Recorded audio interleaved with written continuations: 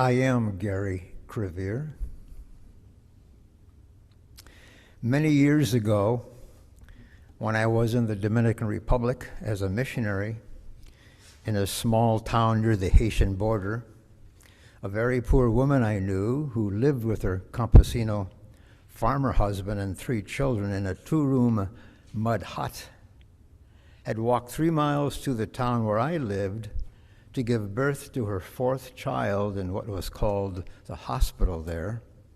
She knocked on my door and asked for a ride for the remaining half-mile to the hospital. She was too weak to go any further.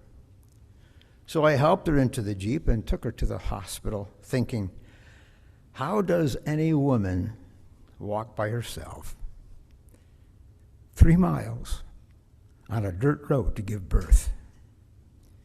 I carefully helped her into the hospital, and the next day, she had walked back to my home, asking that I help her pick up her deceased son at the hospital who had died in childbirth the day before. We walked out of the hospital with the remains of her infant son in a cardboard cracker box and drove her back to her humble home. And what do you say to a woman holding her deceased son in a cardboard box on her lap for a 3-mile ride back to her home? I couldn't believe what was happening. I don't recall what I said. I know there was a lot of silence, but I do recall tears welling up in my eyes. That was for me a truly sacred moment. And I suspect all of us have been impacted in some way by the experience of that tornado here in the Fox Valley. Just about a month ago, you remember, about 12 o'clock noon that day, when the winds began to blow and the skies over the Fox Valley turned to darkness and the tornado slammed down onto the earth. What a horrific experience that was to see that devastation.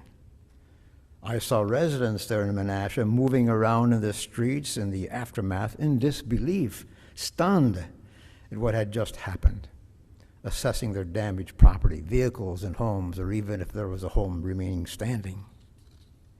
I couldn't imagine the thoughts going through their minds, perhaps wondering whether family, neighbors, and friends were okay, or how do we get through this all without electricity or drinking water, and for how long? Jefferson Park? Especially the remains of Smith Park will never be the same, revealing the more of the sky than ever before without so many trees ripped apart that had been provided so much shade.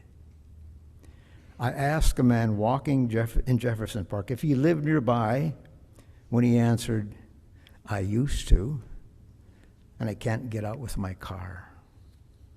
All I could say was, I'm so sorry. Then I asked the question, could all of this be considered a sacred moment? How can tragic and suffering moments in our lives be considered sacred moments? I know we can't. We can't forget that joy and suffering are both parts of our lives, even though we may tend to avoid the suffering and difficult times as much as possible. At least I do. But it seems that the life we all want and strive for in the long haul is usually wrapped in some form of struggle, disappointment, challenge, suffering, and with a lot of letting go. The more I think about it, it seems to be so true. The reality of what is sacred is not limited to what we may have been taught all of our lives. You know what I mean? That it is something set apart from us, from the mundane. But Webster's dictionary says that what is sacred is setting something apart from the ordinary and treat it with reverence, protection, and respect. And we may do that with a church, a mosque, temple, or a special place, certain days as being sacred, maybe festivals, some prayers or family gatherings. But that's a narrow interpretation, is it not? Because when we do that, it rips your and my lived life experiences with all of our bumps, barnacles, and bruises and scar tissues right out of the realm of that which is sacred. And we can't afford to do that. The sacredness of life invites us to enter into it fully and completely, each moment and experience in its entirety, and beyond the messiness of it all. That's what makes it and all of us so sacred. Our life experiences have all been filled with dreams, choices, the joys, surprises, and setbacks and disappointments, all kinds of sacred reality-filled moments. Your sacredness and mine is our ability to decide to move forward, working towards and struggling to be part of our evolutionary growth that brings all of humanity, yours and mine, to its full potential. And that is not without suffering of some sort. And now the tough part, or a tough part. Can we say then that all of sacred humanity includes the perpetrators of war, those who cause starvation, genocide, and hate, as all being sacred, just like you and I? These sacred individuals are in need of healing and forgiveness just as much as you and me. In 1943, Eddie Hillesum, a young 29-year-old Jewish woman from the Netherlands who kept a diary during the last couple of years of her life, was killed in the gas chambers of the Nazi Auschwitz concentration camp along with her parents and two brothers.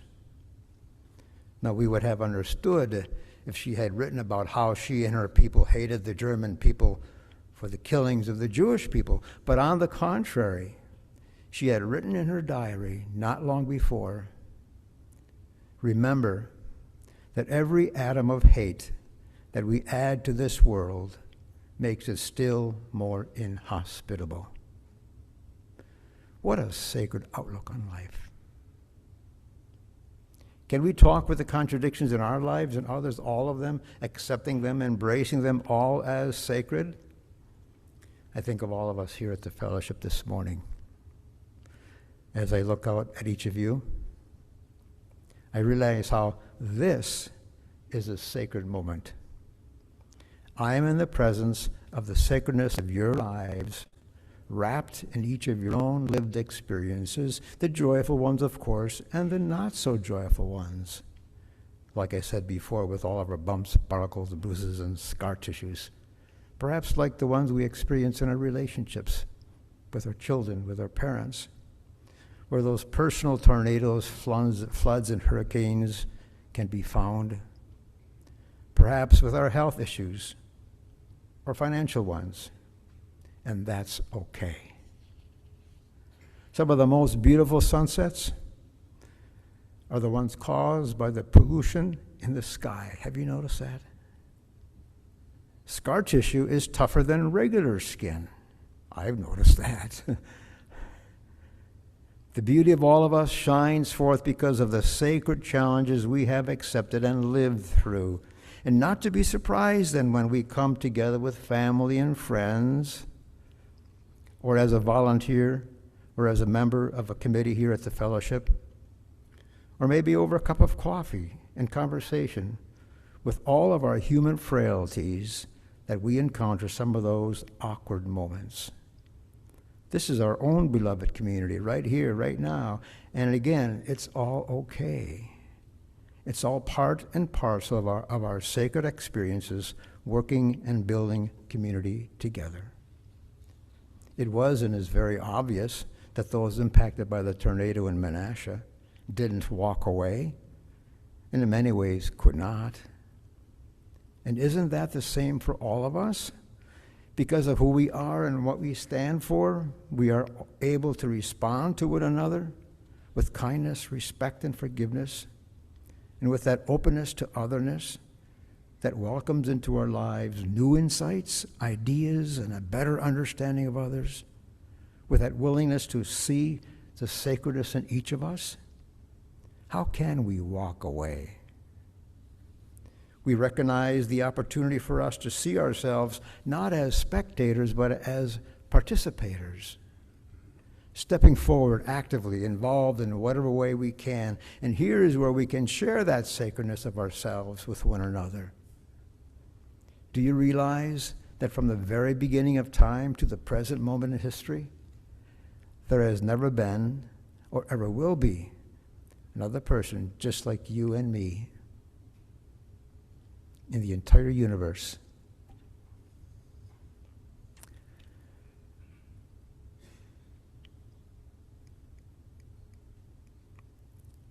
Fellowship is our once-in-a-lifetime sacred moment opportunity where we are graced by one another. We are all special that way. This is our work, embracing the totality of the different sacred moments of our lives, whether it was the poor Dominican mother losing her son at childbirth, the victims of the recent tornado here in the Fox Valley, or each of us with our own lived life experiences with difficulties that seem to overwhelm us at times. It is all part of the sacredness of life. Each of us has our own story to tell, with all of its joys and sorrows filled with hopes, struggles, and dreams. And another reason for gathering here at the fellowship is not because we have our lives all put together, but rather simply to celebrate it as we find ourselves right here. And then with a willingness to share our sacred gifts and talents, wherever that may be. It's working to support each other as we grow, participating in the lifeblood of our common ministry. Whether it be teaching, leading worship, providing pastoral care, serving on a committee, practicing hospitality, serving coffee, or perhaps more important of all, participating in justice work. It's the lifeblood of who we are in our ongoing creation of this beloved community. Something I like to do is play around with words, spend time looking at them and the possibility of finding deeper meaning or insights in the way we use them. An example of this happened when it occurred to me that perhaps one reason we find it difficult to see ourselves and all of reality as sacred is because we are afraid or scared, not knowing how to live that way.